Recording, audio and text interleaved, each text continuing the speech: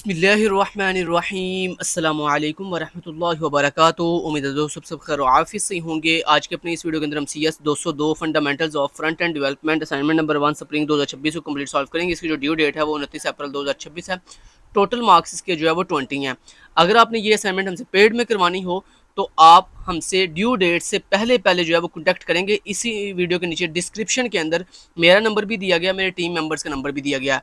याद रहें, due date से पहले कॉन्टैक्ट करेंगे तो उसका फ़ायदा आपको ये होगा कि एक तो आपको फ़ीस कम देनी पड़ेगी, क्योंकि ड्यू डेट वाले दिन हमारी KST लर्निंग का रूल है कि हमारी डबल फ़ीस हो जाती है हर काम की।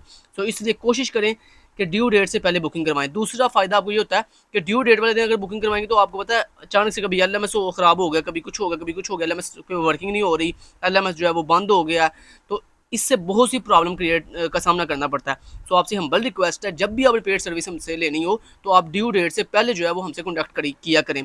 इसके अलावा मैं इन दिनों में बहुत कम रिप्लाई करता हूं, क्योंकि मैं बहुत ज़्यादा बिजी होता हूं। लिहाजा नीचे डिस्क्रिप्शन के अंदर मेरे टीम मेंबर्स का नंबर है, आप मेरे टीम मेंबर से जो है वो कॉन्टैक्ट करके जो है वो बुकिंग करवा सकते हो। तो दोस्तों बढ़ते हैं असाइनमेंट के सोल्यूशन की तरफ। इस असाइनमेंट को सर ने बोला कि आपने .html की एक्सटेंशन में या तो सबमिट करवाना है, या अगर .html फाइल सबमिट ना हो रही हो तो फिर सर कह रहे हैं कि आप जिप में भी इसको सबमिट करवा सकते हैं। लेकिन सर ने कहा पहले आपने .html में ही सबमिट करने की कोशिश करनी है। हाँ, अगर कोई इशू आए, सिस्टम आपकी .html फाइल एक्सेप्ट ना कर रहा हो, तो फिर आपने अपनी .html फाइल को जिप फाइल के अंदर रखकर देन उस जिप फाइल को जो है वो LMS पे सबमिट करवा देना है। तो वीडियो को एंड तक जरूर देखिएगा, क्योंकि मैं आपको एक चीज़ डिटेल से बताऊंगा। तो दोस्तों इस असाइनमेंट के अंदर बेसिकली हमने कुछ इस तरह का जो है ना आउटपुट रेडी करनी है। बेसिकली कुछ इस तरह की आउटपुट, ठीक हो गया, ये पूरी आउटपुट रेडी करनी है।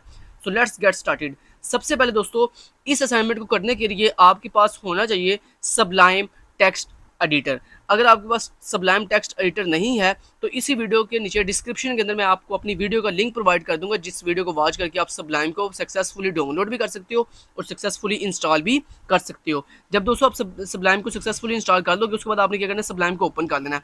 जब आप सबलाइम को ओपन करोगे ना तो आपके सामने बिल्कुल एक ब्लैंक स्क्रीन मतलब बिल्कुल एम्प्टी स्क्रीन आएगी, खाली स्क्रीन आएगी।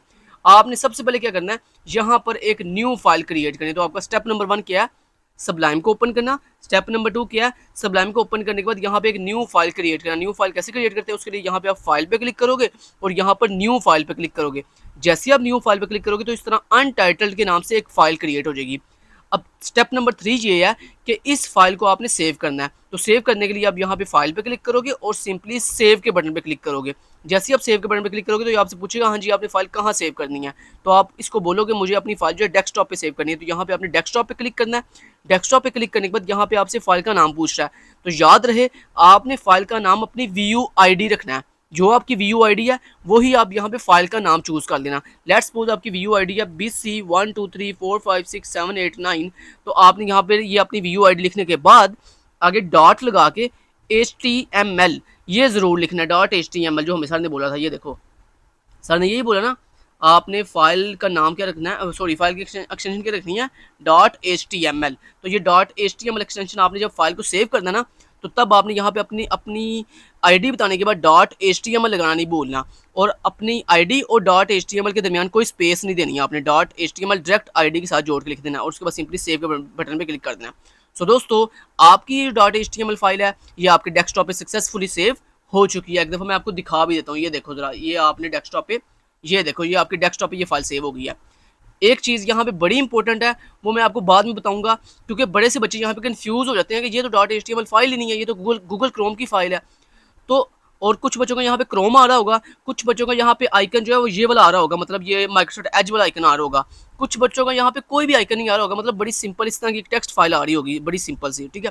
तो आपने बिल्कुल परेशान नहीं होना, आपका चाहे यहाँ पे कोई भी आइकन आ रहा हो, आपने बस ये ध्यान रखना है यहाँ पर आपकी VUID के साथ आपकी फाइल सेव हुई है कि नहीं हुई, बस इतना आपने ध्यान रखना है। बाकी यहाँ पर आइकन कोई भी हो आपने इस चीज़ से टेंशन नहीं लेनी, क्योंकि जो .html फाइल होती है ना इसका कोई एक फिक्स आइकन नहीं होता। हर सिस्टम के अकॉर्डिंग हर लैपटॉप के, ये आपके लैपटॉप पे डिपेंड कर रहा होता है कि आपने लैपटॉप के अंदर कौन सा ब्राउज़र डिफ़ॉल्ट रखा हुआ है, ठीक है। तो वो उसके अकॉर्डिंग आपका ये जो HTML फाइल है ना ये अपना लोगो खुद ब खुद चेंज कर लेती है। समझ आ गई बात की। चलो ये बाद में भी आपको लास्ट पे भी बताऊंगा, पहले आप कोड लिख लो इस फाइल में। लो दोस्तों अब ये जो आपने न्यू फाइल बनाई है ना, यहाँ पर अब आप अपना पूरे का पूरा कोड जो है राइट करो। अब कौन सा कोड आपने राइट करना है, ये कोड मैं आपको दिखाता हूँ। ये लो जी, ये कोड आपने पूरा राइट करना है। ये हम कोड यहाँ से करते हैं कॉपी और यहाँ पर कर देते हैं पेस्ट, ठीक है। इसको मैं कर देता हूँ अब फाइल को बंद। अब मैं कोड आपको एक दफ़ा दिखा देता हूँ। ये लो जी, आपने ये जो कोड दिखा रहा हूँ ना, ये कोड ऐसे ही सीक्वेंस के साथ ये कोड लिखना है।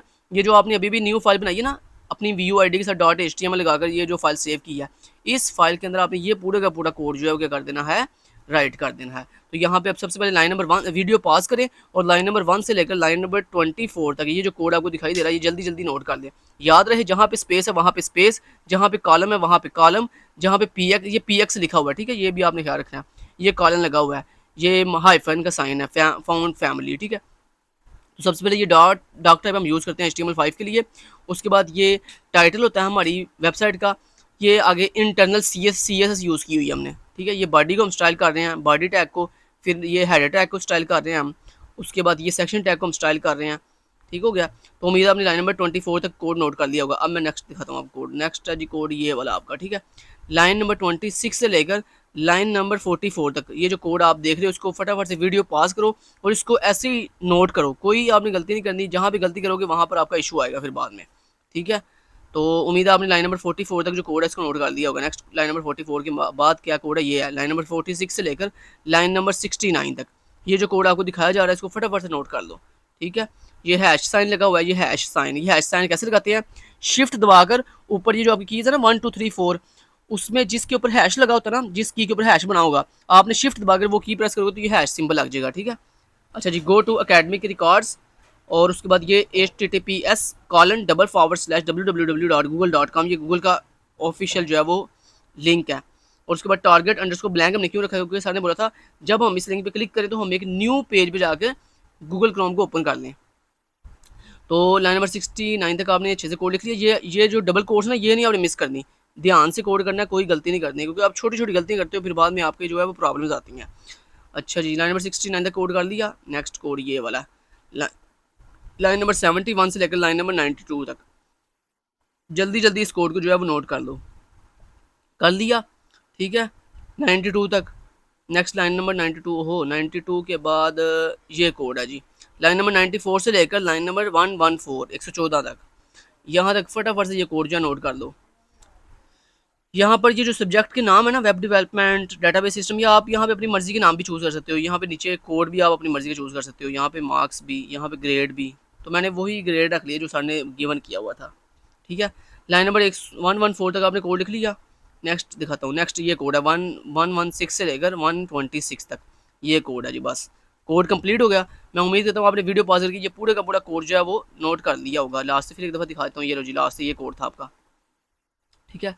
कोड नोट कर लिया। जब दोस्तों आप ये कोड लिख लोगे, अब आपने एक दफ़ा Ctrl+S से फाइल को अगेन सेव करना है, क्योंकि याद रहे जो .html फाइल होती है ना, इसको जब तक दोबारा सेव ना करें तब तक ये रन नहीं होती। तो आप एक दफ़ा क्या करना, इसको रन करने से पहले आपने क्या करना है, यहाँ पे फाइल पे क्लिक करना है और यहाँ पे सेव के ऊपर क्लिक करना है। ये फाइल आपकी सक्सेसफुली सेव हो जाएगी। जब ये सेव हो जाए, अब आप क्या करो, इस फाइल को कर दो बंद। ऐसे सबलाइम को बंद कर दिया।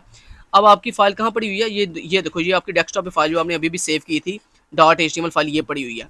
अब यहाँ पर अक्सर बच्चे ये सोचते हैं कि जनाब ये तो वो फाइल है जो कोड वाली फाइल है, तो हमारी आउटपुट फाइल कहाँ पे है।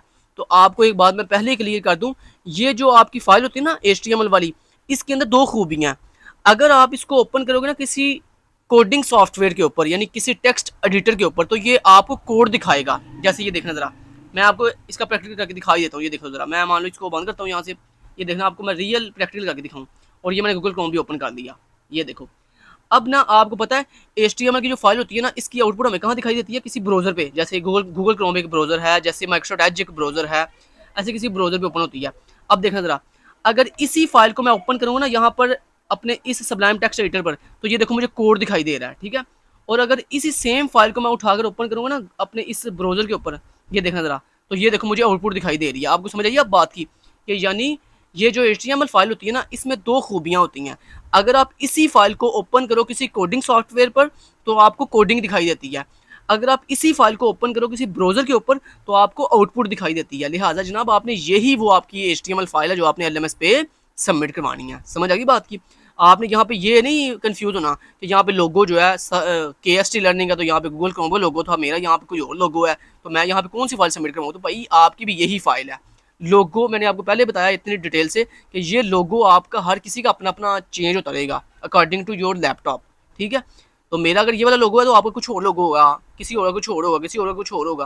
लिहाजा आपने इस चीज़ से परेशानी हो ना, और मैंने आपको बाकी ये बता दिया, यही वो फाइल है जो आपने LMS पे सबमिट करवानी है। अब एक दफ़ा मैं आपको आउटपुट चेक करवा देता हूँ। ये देखो जनाब, इसके आउटपुट सेम वैसे जैसे हमेशा ने बताई थी। ये देखो सबसे पहले ये ऊपर मेन हेडिंग, उसके बाद ये देखो लिंक्स हैं। अगर मैं इस पे क्लिक करता हूँ, ये देखो मुझे टेबल दिखाता है। अगर मैं गूगल क्रोम पे ओपन करता हूँ, ये देखो गूगल क्रोम ओपन हो जाता है।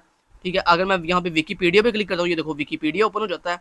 ठीक है, उसके बाद लर्निंग प्लान जैसे हमेशा ने बताया था वो लिख लिया हमने, स्टूडेंट स्किल्स हमने वो लिख ली, और नीचे एकेडमिक रिकॉर्ड, ये देखो लास्ट पे वो एकेडमिक रिकॉर्ड दिखाई दे रहा है। अच्छा जी, अब देखो ज़रा, मैंने जैसे आपको बताया कि ये वो आपकी HTML फाइल है जो आपने LMS पे सबमिट करवानी है। अगर मान लो ये फाइल सबमिट ना हो रही हो, मतलब आपको एरर आ रहा हो LMS के ऊपर, आपने एक दफ़ा ट्राई किया, 2 दफ़ा ट्राई किया, 3 दफ़ा ट्राई किया और ये सबमिट नहीं हो रही, तो फिर इसका सोल्यूशन सर ने क्या बताया? सर ने खुद ही बता दिया। सर कह रहे हैं अगर ये HTML फाइल LMS पे सबमिट ना हो रही हो, तो आप इसको जो है वो एक फ़ोल्डर में रखकर ज़िप करके सबमिट करवा देना। आप इसको फ़ोल्डर में रखकर ज़िप कैसे करना है? सबसे पहले आप यहाँ पे एक न्यू फ़ोल्डर बनाओगे। वो कैसे? यहाँ पर ना अपनी इस स्क्रीन को ऐसे राइट क्लिक करो। राइट क्लिक करने के बाद यहाँ पर एक ऑप्शन मिलेगा न्यू का, न्यू पे जाने के बाद यहाँ पे एक ऑप्शन मिलेगा फोल्डर का, आपने फोल्डर पे क्लिक करना है। जैसे ही फोल्डर पे क्लिक करोगे ना, तो यहाँ पे आपने इस फोल्डर का वो नाम दे देना अपनी व्यू आईडी का, BC 1 2 3 4 5 6 7 8 9। ये देखो हमने एक न्यू फोल्डर बनाया जिसको हमने अपनी आईडी के साथ सेव कर लिया। अब आपने क्या करना है, ये जो आपकी फाइल है ना, इस फाइल को ऐसे राइट क्लिक करें।